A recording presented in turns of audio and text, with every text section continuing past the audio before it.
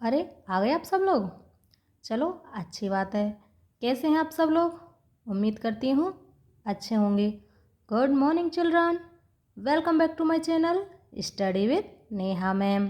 तो चलो बच्चों, आज हम शुरू करते हैं क्लास 7 का जो ये तीसरा पाठ है, स्वावलंबनम। देखो बच्चों, जैसा कि आप मेरे थंबनेल में देख कर आए होंगे कि मैं यहाँ पर आपको पढ़ने से संबंधित कुछ अच्छी अच्छी टिप्स भी दूंगी, कुछ ट्रिक बताऊंगी आपको याद करने की। संस्कृत कैसे याद करें, इसके क्वेश्चन आंसर कैसे याद करें, पर उन सभी को हम पढ़ेंगे लास्ट में। पहले हम इस चैप्टर का अर्थ करते हैं। तो चलो पेन पेंसिल उठाओ और शुरू हो जाओ अर्थ करने के लिए। ठीक है। कृष्णमूर्ति श्रीकंठस्य मित्रे आस्ताम। कृष्णमूर्ति और श्रीकंठ मित्र आस्ताम, मित्र थे। श्रीकंठस्य पिता समृद्ध आसीत। जो श्रीकंठ था उसका पिता मतलब समृद्ध, पैसे वाला था, अमीर था, समृद्ध था। तस्य भवने, उसके भवन में, तस्य उसके भवने, भवन में सर्वविधानि सुख साधनानि आसन। सभी प्रकार के सुख साधन थे, सुख सुविधाएं थी। तस्मिन् विशाले भवने, उसके विशाल भवन में, उसके विशाल घर में। चत्वारिशत स्तंभः आसन। 44 खंबे थे, 40 खंबे थे। तस्य अष्टादश प्रकोष्ठेषु 50 गवाक्षः। तस्य उसके, किसके, श्रीकंठ के घर में 18 कमरे थे। 50 गवाक्षा खिड़कियाँ थी। चतुश्चत्वारिशत द्वाराणि, 44 द्वार यानी कि दरवाजे थे। षट्त्रिंशत् विद्युत व्यजनानि च आसन। 36 विद्युत व्यजनानि, लाइट से चलने वाले पंखे थे। तत्र 10 सेवकाः निरंतरं कार्यं कुर्वन्ति स्म। तत्र उसके घर पर 10 सेवक यानी कि नौकर निरंतर लगातार कार्य कुर्वन्ति, इसमें कार्य करते रहते थे। श्रीकंठ के घर पर 10 नौकर लगातार कार्य करते रहते थे।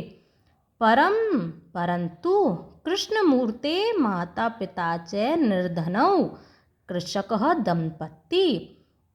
परंतु जो कृष्णमूर्ति था उसके माता पिता निर्धन, गरीब किसान दंपत्ति थे। तस्य गृहम् आडंबर विहीनम साधारणश्च आसीत्। तस्य उसका, किसका, उसका कृष्णमूर्ति का गृहम घर, आडंबर विहीन, इन सुख साधनों से, सुख सुविधाओं से आडंबर विहीन और साधारण था। एकदा श्रीकंठ तेन सह, एक बार श्रीकंठ तेन उसके साथ, किसके साथ, कृष्णमूर्ति के साथ। प्रातः 9 वादने, सुबह 9 बजे। तस्य उसके गृहम आगच्छत, आया। एक बार सुबह 9 बजे जो श्रीकंठ था वह कृष्णमूर्ति के साथ कृष्णमूर्ति के घर आया। तत्र कृष्णमूर्ति तस्य माता पिता स्वशक्त्या श्रीकंठस्य आतिथ्यम अकुर्वन्।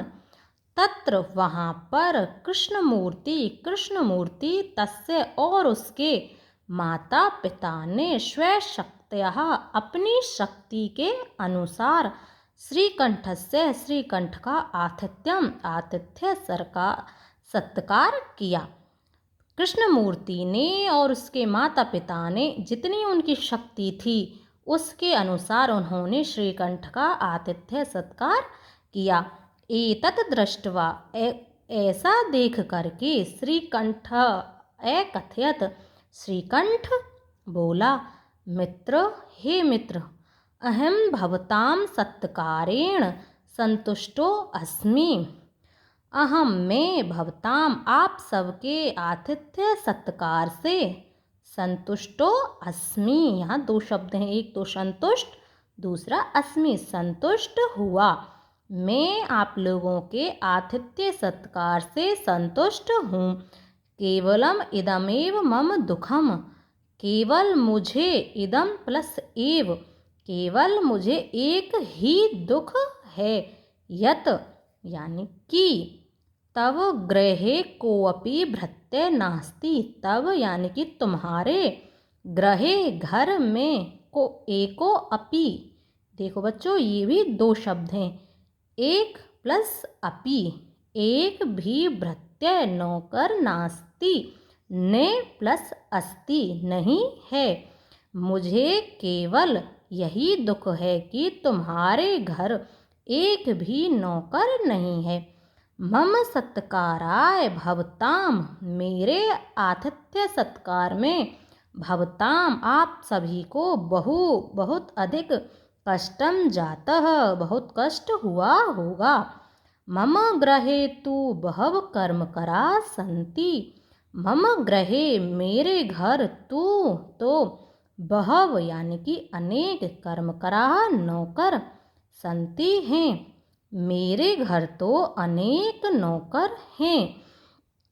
तदा तभी कृष्णमूर्ति अवदत, तभी कृष्णमूर्ति कहता है मित्र, मम अपि अष्टौ, ये भी देखो बच्चों दो शब्द हैं ये, मम प्लस अपि, मेरे भी, अपि का मतलब होता है भी, मम यानी कि मेरे, मेरे भी अष्टौ आठ कर्मकरा संति, मेरे भी 8 नौकर हैं। ते च द्वौ पादौ, उन सब में से 2 पैर, द्वौ हस्तौ 2 हाथ, द्वे नेत्रे 2 आँख, द्वे श्रोत्रः इति और 2 कान, इस प्रकार से। एते प्रतिक्षणम मम सहायकः, एते ये सभी, प्रत्येक क्षण मम सहायका मेरे सहायता करते हैं, ये सभी प्रत्येक क्षण मेरी सहायता करते हैं।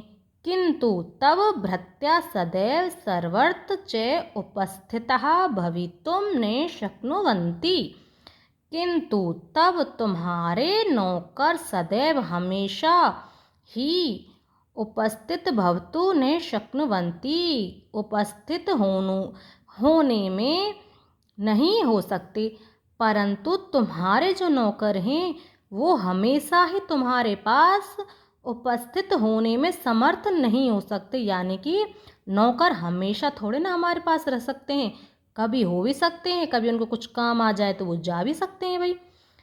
त्वं तु स्वकार्याय भृत्याधीन, तुम तो स्वकार्याय अपने कार्य के लिए भृत्य प्लस अधीन नौकरों के अधीन हो, या तुम नौकरों पर ही डिपेंड हो।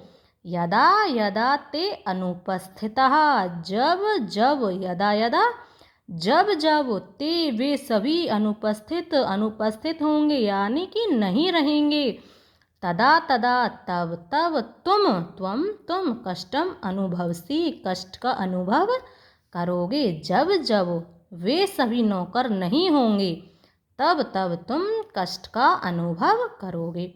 स्वावलंबने तु सर्वदा सुखमेव, स्वावलंबन तो हमेशा ही सुखपूर्वक होता है।